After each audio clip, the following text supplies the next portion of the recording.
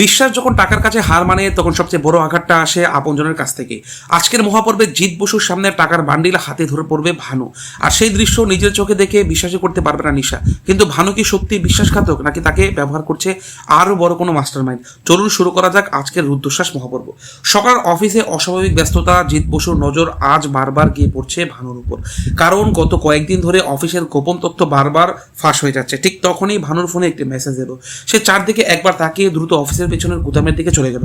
দূর থেকে সবকিছু লক্ষ্য করছিল জিৎ বসু। তিনি নিচু গলায় নিশাকে বললেন, চলো আজ সব রহস্য শেষ হবে। দুজন নিঃশব্দে গুদামের কাছে পৌঁছালেন। দরজার ফাঁক দিয়ে তাকাতেই তার দেখলেন একজন কালো পোশাকের লোক ভানুর হাতে মোটা টাকার বান্ডিল তুলে দিচ্ছে। লোকটি বলল, কাজটা ঠিক মতো শেষ করলেই এর দ্বিগুণ টাকা পাবে। ভানু টাকাগুলো ব্যাগে রাখতে যাবে, ঠিক তখনই জিৎ বসুর গর্জন শুনে পুরো গুদাম ঘর কেঁপে উঠলো। ভানুর হাত থেকে টাকার বান্ডিল মাটিতে পড়তে ছড়িয়ে গেল। নিশা বিস্ময়ে উঠলো, ভানু তুমি এসব কি করছো? ভানুর মুখ ফ্যাকাশে হয়ে গেল। সে কাবা গলায় বলল, স্যার আপনি যা ভাবছেন ব্যাপারটা তেমন নয়। জিৎ বসু টাকার বান্ডিল তুলে নিয়ে কঠিন চোখে তাকালেন। তাহলে বলো, এই টাকা কে দিয়েছে আর কার কাছ থেকে তুমি এই কাজ করে নিয়ে এসেছো? ভানু কিছু বলার আগেই গুদামের বাইরে হঠাৎ একটি গাড়ির ইঞ্জিন স্টার্ট হওয়ার শব্দ শোনা গেল। কালো পোশাকের লোকটি সুযোগ বুঝে দৌড়ে পালিয়ে গেল। জিৎ বসু তাকে ধরে ছুটলেন, আর নিশা দাঁড়িয়ে রইল ভানুর সামনে। ভানুর কপাল বেয়ে তখন টপ টপ করে ঘাম পড়ছে। সে বুঝে গেল আজ তার লুকিয়ে রাখা সব সত্য সামনে চলে আসতে পারে। গুদামের বাইরে দৌড়ে পালানো লোকটিকে ধরতে জিৎ বসু ছুটে গেলেন, কিন্তু লোকটি একটি কালো গাড়িতে উঠে মুহূর্তের মধ্যে পালিয়ে গেল। জিৎ বসু ফিরে এসে দেখলেন ভানু মাথা নিচু করে দাঁড়িয়ে আছে। নিশার আগে বলল, ভানু আমরা তোমাকে এত বিশ্বাস করতাম, তুমি কেন এমন করলে? ভানু কাপা গলায় বলল, আমি বিশ্বাসঘাতক নই, আমাকে বাধ্য করা হয়েছে। জিৎ বসু কঠিন স্বরে বললেন, কে বাধ্য করেছে? সত্যিটা বলো। ভানু কিছু বলতে যাবে, ঠিক তখনই তার মোবাইলে একটি মেসেজ আসে। জিৎ বসু ফোনটি হাতে নিয়ে দেখলেন সেখানে লেখা, একটা কথাও বলবি না, বললেই তোর পরিবার শেষ। মেসেজটি দেখে নিশা অবাক হয়ে বলল, তাহলে কেউ ওকে ভয় দেখিয়ে এসব করাচ্ছে।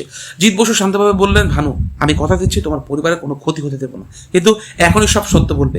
ভানুর চোখে জল চলে এলো। সে বলল, স্যার কয়েকদিন আগে কিছু লোক আমার ছোট ভাইকে অপহরণ করেছিল। তারা বলেছিল অফিসের তথ্য না দিলে ওকে মেরে ফেলবে, তাই বাধ্য হয়ে আমি তাদের হয়ে কাজ করছি। এই কথা শুনে নিশা স্তব্ধ হয়ে গেল। সে ধীরে বলল, তাহলে তুমি এতদিন একাই সব কষ্ট সহ্য করেছিলে? ভানু মাথা নিচু করে কাঁদতে লাগলো। ঠিক তখনই জিৎ বসু ভানুর ব্যাগ তল্লাশি করে একটি ছোট্ট পেনড্রাইভ পেলেন। তিনি সেই ল্যাপটপে লাগাতে স্ক্রিনে একটি ভিডিও চালু হলো। ভিডিওটিতে দেখা যাচ্ছে একজন মুখোশধারী লোক বলছে আজ রাত 11টায় নদীর ঘাটের পুরোনো গুদামে শেষ চালান হবে। জিৎ বসু যেন কোনোভাবে সেখানে পৌঁছাতে না পারে। ভিডিও শেষ হতে জিৎ বসুর চোখে দৃঢ়তা ফুটে উঠল। তিনি বললেন, এবার বুঝেছি, আজ রাতেই পুরো চক্রকে হাতে নাতে ধরবো। ঠিক তখনই বাইরে থেকে একটি গুলির শব্দ ভেসে আসলো। গুদামে জানালার কাঁচ ভেঙে চুরমার হয়ে গেল। একটি কণ্ঠ চিৎকার করে উঠলো, ভানু মুখ খুলেছে, কাউকে বাঁচতে দিও না। জিৎ বসুর সঙ্গে সঙ্গে নিশা আর ভানুকে আড়ালে সরিয়ে নিল, কারণ তিনি বুঝতে পারলেন আসল যুদ্ধ এখনই শুরু হতে যাচ্ছে। রাত ঠিক 11টা। নদীর ঘাটের পুরোনো গুদামের চারপাশ নিস্তব্ধ। জিৎ বসু, নিশা এবং পুলিশের একটি বিশেষ টিম গোপনের চারদিক ঘিরে ফেলল। জিৎ বসু নিচু গলায় বললেন, কেউ আগে গুলি চালাবে না, আগে প্রমাণ তারপর গ্রেপ্তার। নিশা মাথা নেড়ে বললেন, জি স্যার, আজ ওরা আর পালাতে পারবে না। ঠিক তখনই একটি বড় ট্রাক গুদামের সামনে এসে থামলো। ট্রাক থেকে কয়েকজন মুখোশধারী নেমে কালো ব্যাগের একের পর এক ভিতরে নিতে লাগলো। জিৎ বসু দূরবীন দিয়ে দেখে বললেন, এটাই সেই চালান, সবাই প্রস্তুত থাকো। একদিকে ভানু ও পুলিশের সঙ্গে কথা এসেছে। হঠাৎ সে একজন মুখোশধারীকে দেখে ভয় পেয়ে গেল।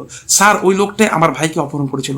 জিৎ বসু চোখ রাগে লাল হয়ে উঠল। তিনি বললেন, আজ ওদের কাউকে ছাড়বো না। ঠিক তখন একজন অপরাধী ভানুকে দেখে চিৎকার করে বলল, ভানু পুলিশের সঙ্গে, সবাই সাবধান। মুহূর্তের মধ্যে চারদিকে গুলির শব্দ শোনা গেল।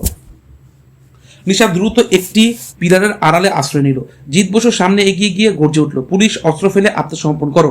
কিন্তু মুখোশধারীরা পালানোর চেষ্টা করতে লাগলো। ঠিক সেই সময় গুদামের ভেতর থেকে একটি পরিচিত কণ্ঠ ভেসে আসলো। জিৎ বসু এত সহজে আমাকে ধরতে পারবে ভেবেছো? অন্ধকার থেকে ধীরে ধীরে বেরিয়ে এলো আসল মাস্টারমাইন্ড। তার হাতে বন্দুক আর অন্য হাতে নিশার দিকে তাক করা একটু রিমোট।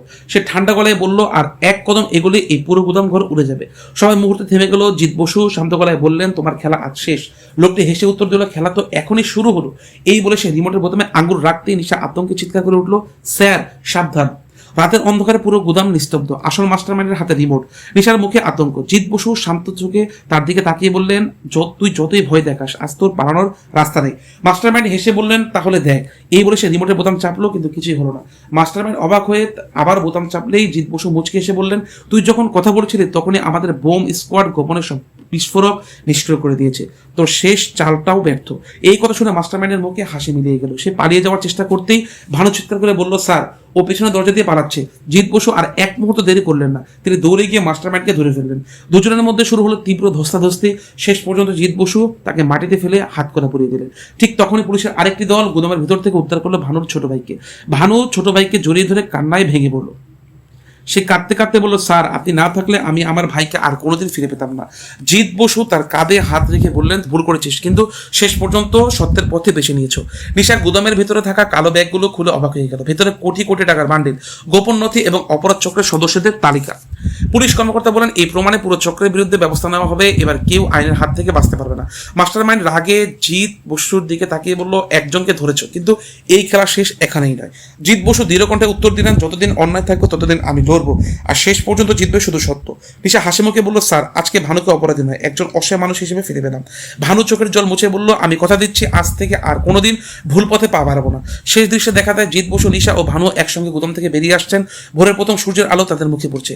একটি কঠিন লড়াই শেষ হয়েছে আর সত্যের জয় হয়েছে।